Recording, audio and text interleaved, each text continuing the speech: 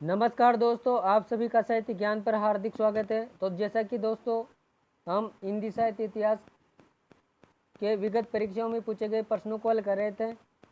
इससे संबंधित हमारी 4 क्लासें ऑलरेडी हो चुकी है। अगर आपने वो क्लास नहीं देखी हो तो उन क्लासों को आप देख सकते हो। हिंदी साहित्य के नाम से प्ले लिस्ट बनी हुई दोस्तों, आप वहाँ पर जाकर उन क्लासों को देख सकते हैं। सभी भर्ती परीक्षाओं के लिए वो क्लास आपके लिए बहुत ही महत्वपूर्ण होने वाली है। तो चलिए दोस्तों शुरू करते हैं आज की क्लास को। प्रश्न है, हिंदी साहित्य के इतिहास का पहला ग्रंथ है। हिंदी साहित्य का इतिहास मिश्र बंधु विनोद स्तुवार देला लिटरेचर इंडो हिंदुस्तानी या शिव सिंह सरोज। तो इसका जो राइट आंसर है ऑप्शन नंबर सी हो जाएगा, स्तुवार देला लिटरेचर इंडो हिंदुस्तानी। इसके लेखक है गारसा दे तासी। गारसा दे तासी गारसा दे तासी। हिंदी साहित्य का इतिहास रामचंद्र शुक्ल का इतिहास ग्रंथ है और शिव सिंह सरोज शिव सिंह सेंगर का है। मिश्र बंधु विनोद की रचना है ये। मिश्र बंधुओं की रचना है मिश्र बंधु विनोद। अगला क्वेश्चन है, रामचंद्र शुक्ल का हिंदी साहित्य का इतिहास पहली बार कब प्रकाशित हुआ था? 1932 ईस्वी में, 1929 ईस्वी में, 1950 ईस्वी में या फिर 1945 ईस्वी में? तो जो रामचंद्र शुक्ल का हिंदी साहित्य का इतिहास है ये पहली बार 1929 में प्रकाशित हुआ था। ऑप्शन नंबर 20 का करेक्ट आंसर हो जाएगा। अगला क्वेश्चन है, मिश्र बंधु विनोद की रचना में शामिल नहीं थे सुखदेव बिहारी मिश्र, गणेश बिहारी मिश्र, कृष्ण बिहारी मिश्र या श्याम बिहारी मिश्र? तो मिश्र बंधु विनोद में सुखदेव बिहारी मिश्र भी शामिल थे, गणेश बिहारी भी शामिल थे, श्याम बिहारी भी शामिल थे, जबकि इसमें कृष्ण बिहारी मिश्र शामिल नहीं थे। तो इस क्वेश्चन का right answer option number C हो जाएगा। अगला क्वेश्चन है, हिंदी साहित्य की भूमिका के लेखक है हजारी प्रसाद द्विवेदी, डॉक्टर नगेंद्र, रामचंद्र शुक्ल या नंदुलाल वाजपेयी? तो हिंदी साहित्य की भूमिका के लेखक हो जाएंगे हजारी प्रसाद द्विवेदी। इन्होंने 3 ग्रंथ लिखे थे। एक तो हिंदी साहित्य की भूमिका जो कि 1953 में, और दूसरा ग्रंथ था हिंदी साहित्य का आदिकाल जिसका समय 1940, और एक ग्रंथ और है इनका हिंदी साहित्य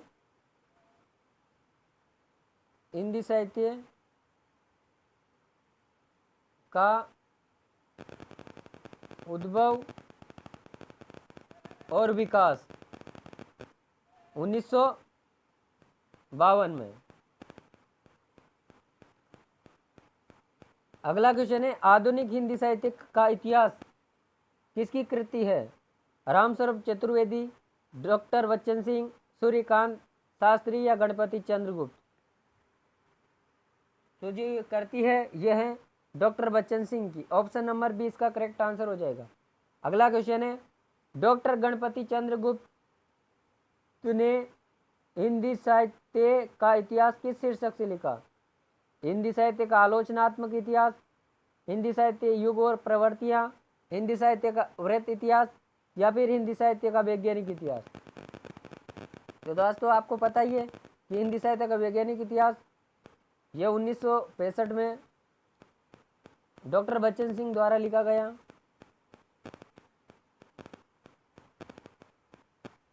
और जो गणपति चंद्रगुप्त ने इसी हिंदी साहित्य का वैज्ञानिक इतिहास को लिखा था। तो ऑप्शन नंबर डी इसका करेक्ट आंसर हो जाएगा। हिंदी साहित्य का आलोचनात्मक इतिहास ये राम कुमार वर्मा ने नहीं दोस्तों, ये हजारी प्रसाद द्विवेदी ने लिखा था। हिंदी साहित्य का आलोचनात्मक इतिहास, हजारी प्रसाद द्विवेदी, हजारी प्रसाद द्विवेदी। तो इस क्वेश्चन का जो राइट आंसर है ऑप्शन नंबर डी हो जाएगा। अगला क्वेश्चन है, हिंदी साहित्य का इतिहास दर्शन किस विद्वान की कृति है? डॉक्टर नगेंद्र, डॉक्टर बच्चन सिंह, नलिन विलोचन शर्मा या आचार्य जयप्रसाद द्विवेदी। तो इसका जो करेक्ट आंसर है ऑप्शन नंबर सी हो जाएगा, डॉक्टर बच्चन सिंह। अगला क्वेश्चन है, हिंदी साहित्य का वृहत इतिहास कितने खंडों में प्रकाशित हुआ? 16, 18, 10 या 12? तो इसका जो राइट आंसर है ऑप्शन नंबर बी हो जाएगा, 18 खंडों में। लेकिन इसके वर्तमान में 16 खंड बचे हुए हैं। अगला क्वेश्चन है, क्वेश्चन नंबर 9, हिंदी साहित्य इतिहास के पहले लेखक है जॉर्ज गिरियसन, रामचंद्र शुक्ल, गार्सदे तासी या डॉक्टर नगेंद्र? तो हिंदी साहित्य इतिहास के जो पहले लेखक है वो है गार्सदे तासी। ऑप्शन नंबर सी इसका राइट आंसर हो जाएगा। अगला क्वेश्चन है, रीति काव्य की भूमिका के लेखक है डॉक्टर नगेंद्र, शांति प्रिय द्विवेदी, अजय प्रसाद द्विवेदी या रामस्वरूप चतुर्वेदी? तो इसका जो राइट आंसर है ऑप्शन नंबर ए हो जाएगा, डॉक्टर नगेंद्र। अगला क्वेश्चन है, आदिकाल को रामचंद्र शुक्ल जी ने क्या नाम दिया है? वीरगाथा काल, प्रारंभिक काल, बीज वपन काल या आरंभिक काल? तो आरंभिक काल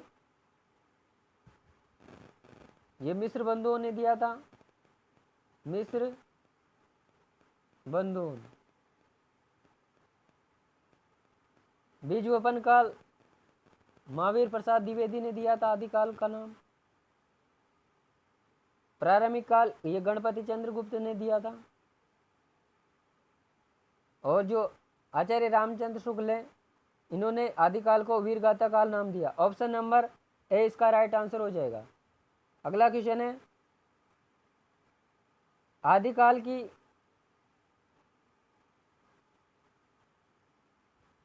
समय सीमा रामचंद्र शुक्ल के अनुसार क्या है?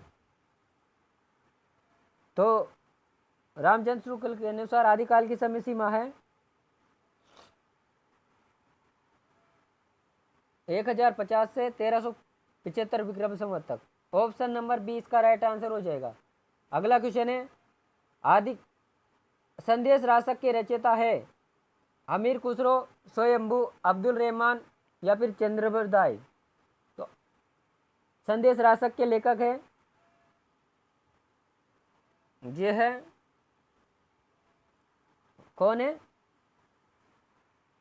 Option number C Abdul Rahman. अगला क्वेश्चन है, इनमें से किस रासो काव्य के रचयिता नरपति नाल है? बिसल देव रासो, पृथ्वीराज रासो, परमाल रासो या खुमान रासो?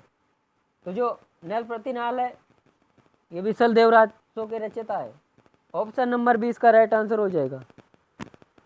अगला क्वेश्चन है, पृथ्वीराज रासो के रचयिता है जगनीक, चंद्रबरदाई, पृथ्वीराज या जयानक? तो पृथ्वीराज रासो के रचयिता है चंद्रबरदाई। ऑप्शन नंबर 20 का राइट आंसर हो जाएगा। अगला क्वेश्चन है, राहुल सांकृत्यान ने हिंदी का पहला कवि किसे माना है? शरयपाद, देवसेन, चंद्रबरदाई या इनमें से कोई नहीं? तो राहुल सांकृत्यान ने हिंदी का प्रथम कवि शरयपाद को माना है और ये सर्वमान्य मत है। चंद्रबरदाई को रामचंद्र शुक्ल ने हिंदी का प्रथम महाकवि माना है। अगला क्वेश्चन है, हिंदी की पहली रचना राहुल सांकृत्यान के अनुसार पृथ्वीराज रासो, श्रावकाचार, पहुम चरिऊ या परमाल रासो? तो जो राहुल सांकृत्यान के अनुसार हिंदी की पहली रचना है वो है श्रावकाचार। ऑप्शन नंबर बी इसका राइट आंसर हो जाएगा। श्रावकाचार के लेखक है आचार्य देवसेन। और इसका जो रचना काल है वो है 933 ईस्वी। इसमें स्त्रियों के श्रावक धर्म की बारे में बताया गया है। पय्यमचर्यु स्वयं द्वारा रचित रचना है और इसमें ये राम से संबंधित मतलब ये राम काव्य है। पृथ्वीराज रासो चंद्रप्रदाय द्वारा रचित है।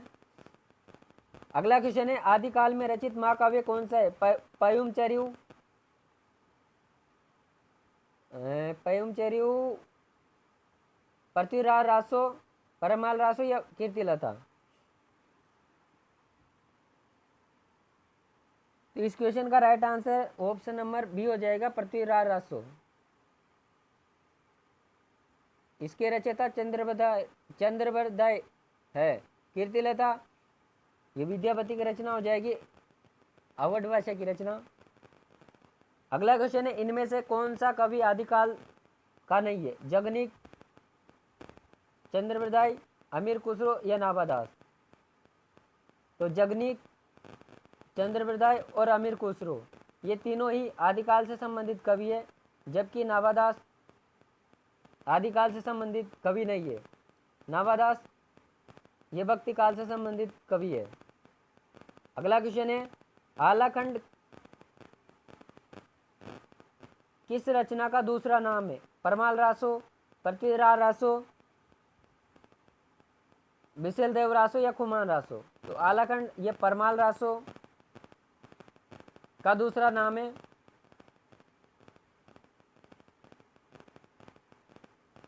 अगला क्वेश्चन है कौन सा कवि भक्ति काल का नहीं है? तुलसीदास, नंददास, हितहरिवंश, नरोत्तम स्वामी? तो तुलसीदास भक्ति काल से संबंधित है और नंददास भक्ति काल से संबंधित है। हितहरिवंश भक्ति काल से संबंधित है। नरोत्तम स्वामी ये भक्ति काल से संबंधित रचना नहीं है, भक्ति काल से संबंधित कवि नहीं है। अगला क्वेश्चन है राधा वल्लभ संप्रदाय का संबंध है संत काव्य से, सूफी काव्य से, कृष्ण काव्य से या राम काव्य से? तो जो राधा वल्लभ संप्रदाय का संबंध है वो है कृष्ण काव्य से। ऑप्शन नंबर सी इसका राइट आंसर हो जाएगा। अगला क्वेश्चन है लालदास किस काव्यधारा से संबंधित है? तो लालदास ये राम भक्ति काव्यधारा से संबंधित है। ऑप्शन नंबर बी इसका राइट आंसर हो जाएगा। अगला क्वेश्चन है अष्टछाप के रचयिता है नाभादास, केशवदास, रहीमदास, गंगकवि? दोस्तों यहाँ पर ऑप्शन में नहीं दे रखा है, तो फिर भी मैं बता देता हूँ कि अष्टछाप की जो लेखक है, अष्टछाप की स्थापना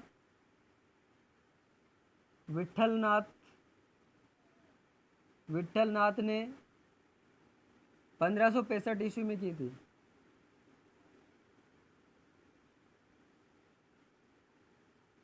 अगला क्वेश्चन है रामचरितमानस किस भाषा में लिखा गया है? अवधी, संस्कृत, ब्रज या खड़ी बोली?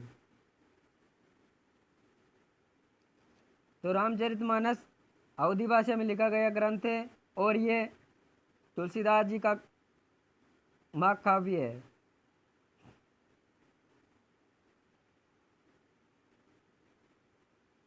तो दोस्तों ये थे आज की हमारी क्लास के महत्वपूर्ण प्रश्न